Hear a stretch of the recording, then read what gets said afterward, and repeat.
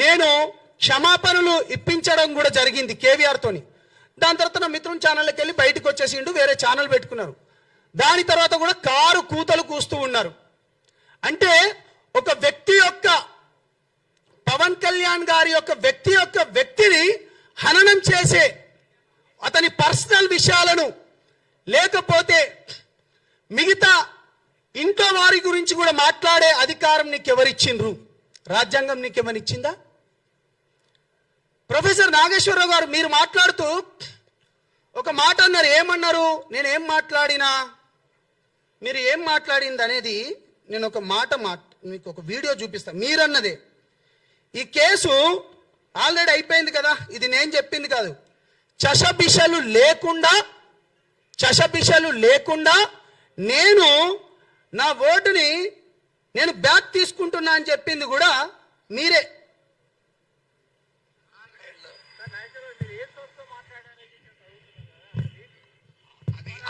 నేను చేసిన comments already withdraw చేసుకున్నాను. జనసేన పార్టీ దాన్ని ఆహ్వానించింది, తన క్యాడర్ కూడా విజ్ఞప్తి చేసింది ఇంకేమీ మాట్లాడకూడదు, ఇది ముగిసిన అధ్యాయం అని. ఇక ముగిసిన అధ్యాయం నుంచి మళ్ళీ తిరగడం ఎందుకు? దానివల్ల ఏం పర్పస్ అవుతుంది?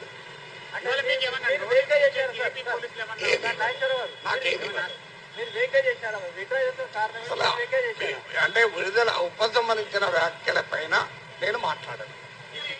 రైట్ అన్నా, ఈ మాటలు నేను మాట్లాడింది కాదు. చషబిషలు లేకుండా నేను నా వాక్యాలను వెనక్కి తీసుకుంటున్నాను, ఇక పైన నేను దీనిపైన మాట్లాడను అని చాలా క్లియర్గా, పెద్ద మనిషి, వయసులో పెద్దవాడు, ప్రొఫెసర్గా కూడా చేసి రిటైర్మెంట్ అయిన వాడు, ఒక వ్యక్తి ఒక పార్టీ పైన తన వాక్యాలు వెనక్కి తీసుకుంటున్నానని చెప్పిన మనిషి కొంతమంది చిల్లర బ్యాచ్ గాళ్ళతోని ఏ విధంగా పెడతారు మీరు ప్రెస్ మీట్? అక్కడ మీరు ఏ విధంగా పెడతారు ప్రెస్ మీటు? తిరిగి ప్రాంతాల మధ్య విద్వేషం రెచ్చగొట్టడమేనా మీ పని? లేకపోతే ప్రాంతాల మధ్యలో చిచ్చు పెట్టి మీ వెనక ఎవరున్నారు, ఎవరితోని మాట్లాడిస్తున్నారు? ప్రొఫెసర్ నాగేశ్వర్, నేను నిన్ను నాగేశ్వరరావు గారు అనను. పవన్ కళ్యాణ్ గారిని నువ్వు ఏకవచనంతో ఎప్పుడైతే పిలిచినావో నువ్వు నీ మర్యాద కోల్పోయినావు. నువ్వు ఛానళ్ళకు పోయేటప్పుడు కూడా మీడియా మిత్రులందరూ నాకు తెలిసిన వాళ్ళు కాబట్టి వాళ్ళు కార్లు పెట్టాలి, నీకు టిఫిన్లు పెట్టాలి, దాని తర్వాత వాళ్ళ దగ్గర నుంచి కొంచెం సమ్ అమౌంట్ కూడా తీసుకొని నువ్వు మాట్లాడేటోనివి. నువ్వేం మేధావి బై? నువ్వెక్కడి మేధావి? నీ మేధావితనం ఎక్కడ ఉండాలి? రైట్, ఇది కూడా మాట్లాడదాం. అంటే కేవలం ప్రాంతాల మధ్యలో రెచ్చగొట్టే విధానంతో వీళ్ళు నిన్న ప్రెస్ మీట్ పెట్టాను. ఇక నేను క్రాంతి దళం అనుకొని చెప్పి ఉదయిస్తున్న సూర్యుడు అనుకోని పృథ్వీ గారితోని ఈ మధ్యలో బాగా రెచ్చిపోతున్నాడు.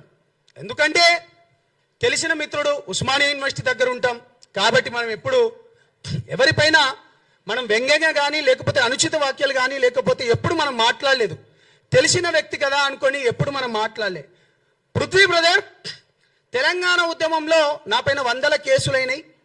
నేను మహబూబాబాద్ జైలు కావచ్చు, మహబూబ్ నగర్ జైళ్ళలో కావచ్చు 100 కేసులు. జేఏసీ పెట్టినప్పుడు పెడమర్తి రవి జేఏసీలో నేను వైస్ ప్రెసిడెంట్గా, వంగపల్లి శ్రీనివాస్ అన్నతోని నేతృత్వంలో ఉన్నప్పుడు జేఏసీ, స్వతంత్ర జేఏసీ ఏర్పడ్డప్పుడు నేను ప్రెసిడెంట్గా, నా పైన 100 కేసులైనాయి, అనేక ఉద్యమాలు చేసిన అటువంటి నేను నా నాయకుడిని ఇవాళ నువ్వు తిడతా ఉంటే నేను ఎట్లా మాట్లాడతారా? అరే పృథ్వీగా చెప్పురా, నువ్వు ఎన్నిసార్లు రా నేను ఓపిక పట్టాలి? ఏం మనిషివిరా?